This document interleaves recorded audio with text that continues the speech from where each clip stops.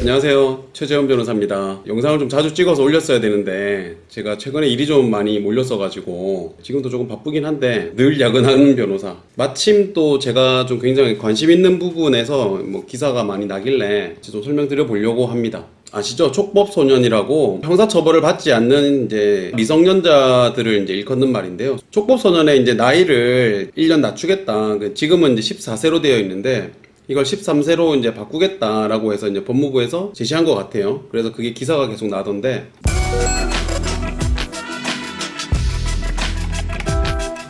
형벌 법령에 저촉되는 행위를 한 만 10세 이상 14세 미만의 형사 미성년자로 이들은 형사처분 대신 소년법에 의한 보호처분을 받게 된다. 청소년들도 이게 범죄에 연루되거나 범행을 하는 경우가 많이 있습니다. 이때 이제 나이가 어리면 이제 형사처벌을 하기에는 문제가 있다. 왜냐면 이런 이제 미성년자들 같은 경우는 판단 능력이나 인지력이나 아니면 또 책임감이나 이런 자신의 행동에 대한 책임을 질 수 있는 능력이나 이런 것들이 사실 부족할 수 있기 때문에 무조건 이제 죄를 지었다고 형사처벌을 할 게 아니라 계도를 할 수 있는 좀 보호처분을 하는 게 낫겠다라는 이제 차원에서 만들어진 내용들이거든요. 다른 외국에도 이렇게 형사처벌을 받아야 될 수 있는 미성년자들 그리고 받을 수 없는 미성년자들 이런 나이 기준대가 사실 좀 정해져 있습니다. 근데 조금 비슷비슷하기도 하고 다르기도 한데 오히려 외국은 또 이제 형사 미성년자의 나이대가 낮은 경우도 많이 있고요. 특히 유럽 같은 경우는. 그래서 이번에 이제 기사가 난 거 보니까 여기 나와 있죠. 중학교 1학년도 형사처벌. 촉법소년 만 13세로 1년 하향하겠다. 법무부에서 이런 법률안을 이제 올리겠다는 입장입니다. 이런 이제 법률적인 부분이니까 이 법률을 개정을 해야 되거든요. 촉법소년의 나이를 바꾸려면 법률을 개정을 해야 되는데 법률을 개정하려면 결국 국회를 통과해야 되고 그러기 위해서는 이제 국민적 공감대가 충분히 형성이 됐냐, 충분한 논의와 전문가들의 의견이 반영이 된 거냐, 이거는 좀 살펴봐야 될 것 같아요. 간단하게 이론적인 부분을 좀 설명을 드려볼게요. 형법부터 봐야겠네요. 형법에 보면 처벌을 받을 수 있는 나이, 없는 나이에 대한 설명이 있습니다. 여기 쭉 내려가면 형법에 구조에 보면 형사 미성년자 14살이 되지 아니한 자의 행위는 벌하지 않는다. 그러니까 만 14세가 되지 않으면 형사처벌을 받지를 않는 겁니다. 어느 나이까지 처벌을 받지 않는 거냐, 어느 나이는 어떻게 할 거냐에 대한 기준은 소년법에 또 규정을 하고 있습니다. 소년법에 보면 여기 있죠. 형벌 법령에 저촉되는 행위를 한 10살 이상 14세 미만인 소년. 아까 이제 형법에서는 14세 미만은 처벌하지 않는다라고 했잖아요. 그러니까 처벌하지 않는데 그럼 10살부터 14살까지는 형사처벌을 하지 않되 소년법상 소년부 보호사건으로는 할 수 있다는 겁니다. 그러니까 소년보호사건이라고 하는데요. 그 소년부 재판 법정에서 이제 재판을 받게 됩니다.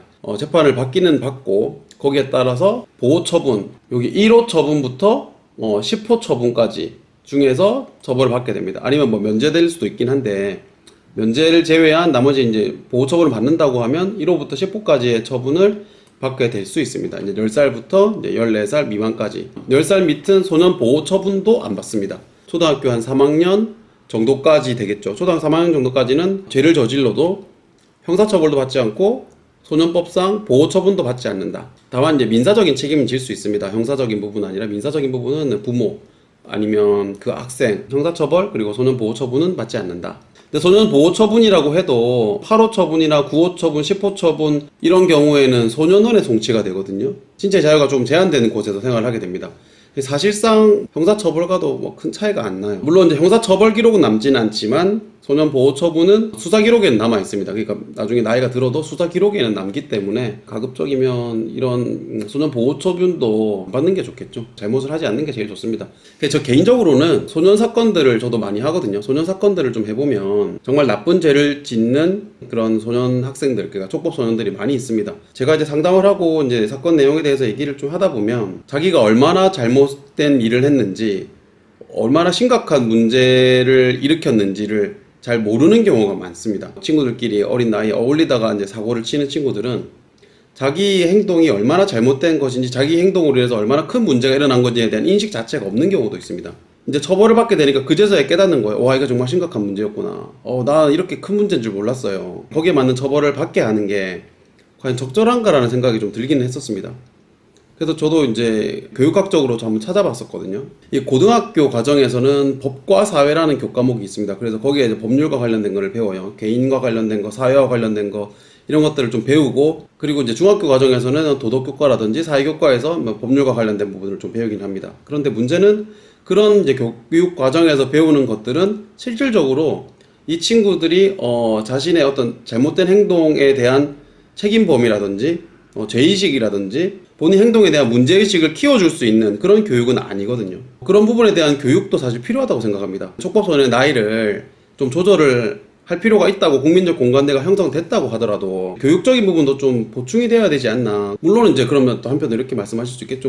아까 어른들은 뭐 그런 거 다 배우냐. 하지만 이제 이 친구들은 미성년자들이거든요. 판단력이나 인식 능력이나 이런 것들이 많이 부족하거든요. 그래서 이런 친구들에 대해서는 저 개인적인 생각인데 좀 교육적인 부분을 조금 더 보충을 하거나 아니면 특강이라든지 법률 전문가들의 어떤 강연이라든지 아니면 어떤 교육 과정을 조금 조정을 한다든지 해서 이 촉법소년의 나이를 낮추는 것에 맞춰서 발맞춰서 교육이 좀 더 필요하다고 생각합니다. 그런 부분이 조금 정책적으로도 반영이 되면 좋겠어요. 네, 개인적인 소회를 한번 말씀드려봤습니다. 네, 오늘은 최근에 이제 이슈되고 있는 촉법소년의 나이를 조정하는 것과 관련해서 한번 설명을 드려봤습니다. 만약에 이제 법무부안이 이대로 국회로 올라가서 통과가 되면 아무래도 소년법이라든지 형법이라든지 규정이 많이 바뀔 거예요. 바뀌고 나면 언제부터 시행이 된다는 게 법안이 통과가 될 테니까 그때부터 아마 또 이런 이 내용들이 아마 사회적으로 이슈가 많이 될 것 같긴 합니다.